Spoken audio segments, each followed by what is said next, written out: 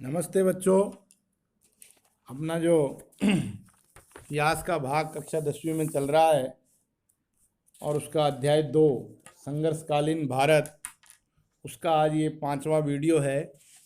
और आज के इस वीडियो में अपन पढ़ेंगे तुगलक वंश की समाप्ति के बाद आगे का शासन। 1398 में तुर्क आक्रांता तैमूर लंग ने भारत पर आक्रमण किया और संपूर्ण देश में लूटपाट करने के बाद कुछ समय दिल्ली पर वह शासन करता रहा। बाद में दिल्ली साम्राज्य में लूटपाट करने के बाद अपने अधीनस्थ खिज्र खां को अपना उत्तराधिकारी और प्रतिनिधि नियुक्त कर दिया और स्वयं वापस अपने देश को लौट गया। खिज्र खां ने ही दिल्ली सल्तनत की में सैयद वंश की स्थापना की।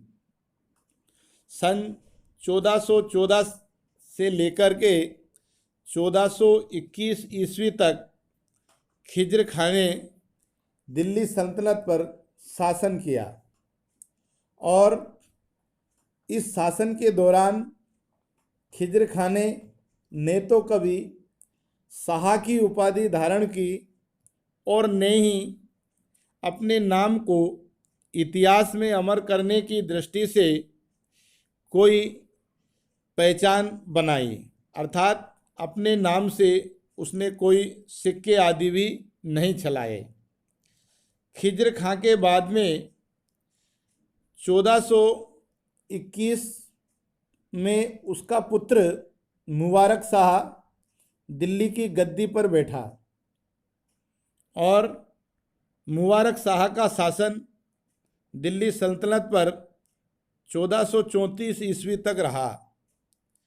इस बीच खिज्र खां के पुत्र मुबारक शाह ने अपने साम्राज्य को विस्तारित करने का प्रयास किया, लेकिन वह अधिक सफल नहीं हो सका। बाद में उसने सर्वशाह की उपाधि धारण की। इस प्रकार से हम कह सकते हैं कि सैयद वंश का दिल्ली सल्तनत के ऊपर कोई बहुत लंबा शासनकाल नहीं रहा।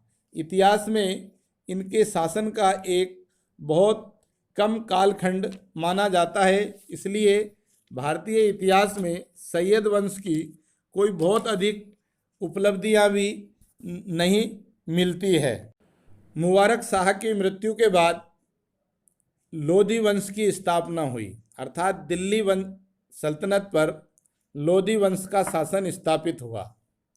और लोधी वंश की स्थापना की दृष्टि से हम देखते हैं तो सैयद वंश का जो अंतिम शासक था आलम शाह, जिसने स्वेच्छा से दिल्ली सल्तनत का शासन त्याग कर दिया और उनकी गद्दी छोड़ने के फलस्वरूप 1451 में दिल्ली सल्तनत पर बहलोल लोदी ने अधिकार कर लिया और एक नए साम्राज्य की स्थापना की, जो इतिहास में लोधी वंश के नाम से जाना जाता है।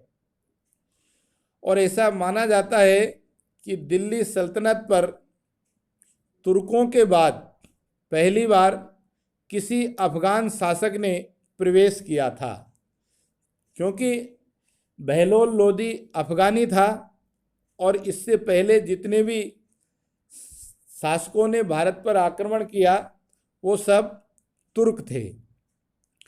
ऐसा वर्णन है इतिहास में कि बहलोल लोदी ने अपने 38 वर्ष के शासनकाल को पूर्ण करने के बाद 1489 ईस्वी में उसकी मृत्यु हो गई। इसके बाद उसका जो बड़ा पुत्र था वह दिल्ली सल्तनत का शासक नहीं बन सका और उसका जो दूसरा पुत्र था निजाम शाह, वह दिल्ली की गद्दी पर बैठने में सफल हुआ। बाद में उसने सिकंदर शाह की उपाधि धारण कर दिल्ली को एक नया सुल्तान घोषित कर दिया। इस प्रकार से हम मानते हैं कि सल्तनत कालीन इस इतिहास में निजाम शाह ने अनेक साम्राज्य विस्तार की नीति चलाई और तिरहुत, बिहार और बंगाल तक उसने अपना साम्राज्य फैलाया। इसके बाद उसने कई ऐसी नई नई प्रकार की योजनाएं चलाई जो इतिहास में आज भी काफ़ी प्रसिद्ध मानी गई, जिसके अंतर्गत उसका न्याय प्रबंध व्यवस्था, राजस्व सुधार अभियान।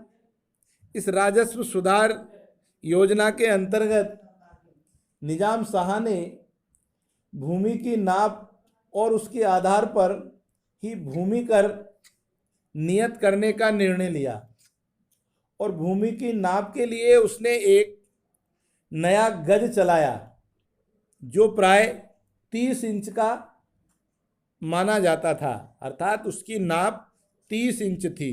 30 इंच का एक गज उसके शासनकाल में चलता था, जो आगे चल कर के इतिहास में सिकंदरी गज के नाम से प्रसिद्ध हुआ या सिकंदरी गज के नाम से जाना गया।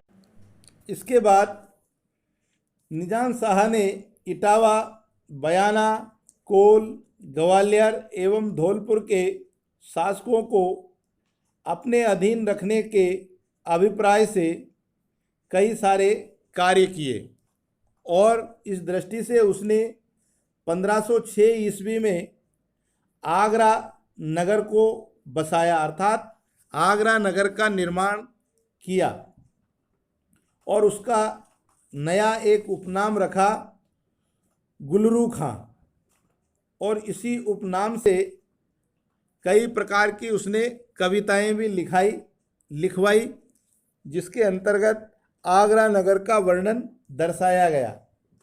नवंबर 1517 ईस्वी में उसकी मृत्यु हो गई और उसकी मृत्यु के बाद उसका पुत्र इब्राहिम लोदी आगरा की गद्दी पर बैठा। 1517 से लेकर के 1518 ईस्वी तक इब्राहिम लोदी और राणा सांगा के मध्य कई सारे युद्ध हुए, जिसमें खानवा का युद्ध सबसे अधिक प्रसिद्ध माना जाता है और ऐसा इतिहास में वर्णन है कि राणा सांगा के युद्ध में लोदियों की बुरी तरह से हार हुई, लेकिन 1526 में जो पानीपत का युद्ध हुआ और उस युद्ध में इब्राहिम लोदी और सिकंदर बाबर बीच में ये एक निर्णायक युद्ध रहा, जो भारतीय इतिहास में काफ़ी निर्णायक साबित हुआ। और ऐसा वर्णन है कि 1526 में जो पानीपत का प्रथम युद्ध हुआ था उसमें इब्राहिम लोदी की हार हुई और भारत के इतिहास में एक नए साम्राज्य का उदय हुआ और 1526 ईस्वी में लोदी वंश समाप्त होकर के मुगल वंश की स्थापना हुई। अर्थात हम कह सकते हैं कि 1526 तक भारत के ऊपर जितने भी आक्रमणकारी आए और उन्होंने कुछ वर्षों तक शासन किया और कुछ तो वापस चले गए और कई शासनकर्ताओं का शासनकाल बहुत अधिक लंबा नहीं चला, लेकिन 1526 के बाद जब मुगल वंश की स्थापना हुई तो ये शासनकाल भारत के इतिहास में काफ़ी लंबा रहा।